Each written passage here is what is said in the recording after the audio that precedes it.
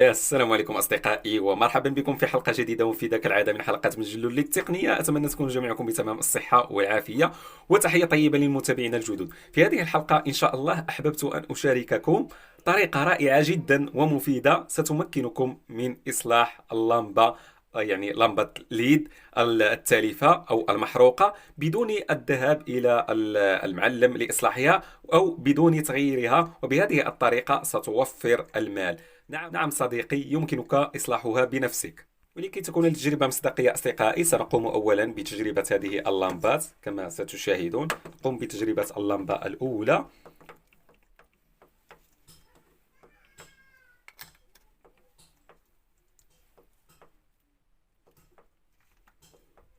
لاحظوا معي، يعني شغالة، لكن كما تشاهدون تنطفئ وتشتعل بسرعة، يعني هذا مشكل. واللمبة الثانية سنجربها كذلك، وسنقوم بحل المشكل كما قلت لكم بطريقة بسيطة وسهلة جدا.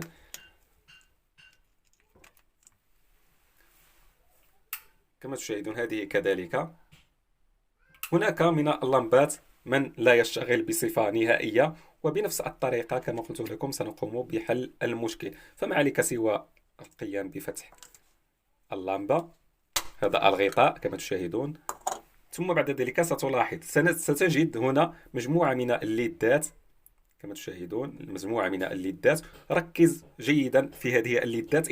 إذا لاحظت أن هناك نقط أو نقط سوداء على هذه الليدات، فهذه الليدات محروقة كما تشاهد هنا. مثلا هنا هذه الليد، وهذه محروقة. أما باقي الليدات فهي جيدة. كذلك هذه محروقة كما تشاهدون، بها نقطة سوداء. الطريقة لإصلاحها بسيطة وسهلة جدا، فما عليك سوى القيام بإزالة هذه اللمبة أو هذه الليد كما تشاهدون المحروقة، وتغييرها بلمبة أو بليد أخرى. إذا لم تكن تتوفر على لمبة ليد أخرى أو هذه القطعة كما تشاهدون، فما عليك سوى إزالتها بهذه الطريقة.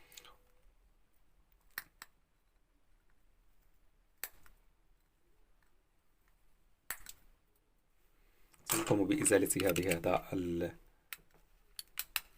كما تشاهدون. ثم بعد ذلك سنقوم بتلحيم هذين الجزئين. هنا تتكون يعني هذا المكان الخاص باللمبة من جزئين: الجزء الأول على يميني والجزء الثاني على يساري كما تشاهدون. سنقوم بتلحيم هذين الجزئين يعني ليصبح جزء واحد. نعم أصدقائي، كذلك سنقوم بنفس الطريقة على الجزء الثاني والثالث والرابع، يعني اللمبات المحروقة أو الليدات المحروقة كاملة سنقوم بتغييرها بنفس الطريقة. ثم بعد ذلك سنقوم بإزالة هذا الليد الثاني.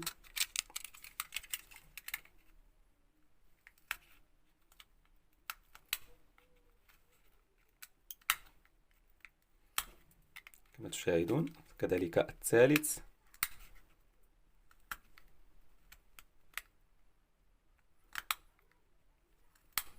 يعني طريقة لا تحتاج إلى يعني خبرة في هذا المجال.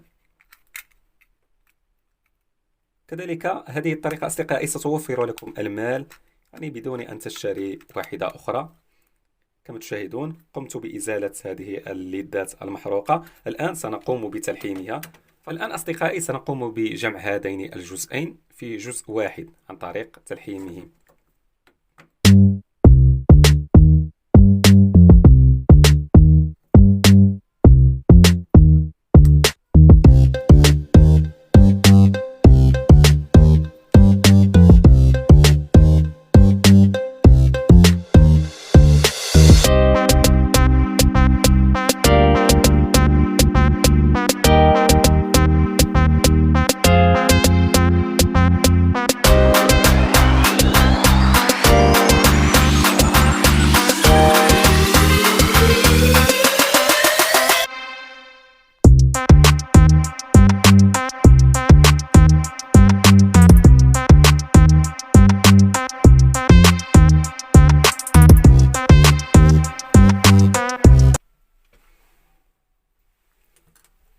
الآن سنقوم بالتجربة بعدما قمنا بتلحيم الجزئين كما تشاهدون.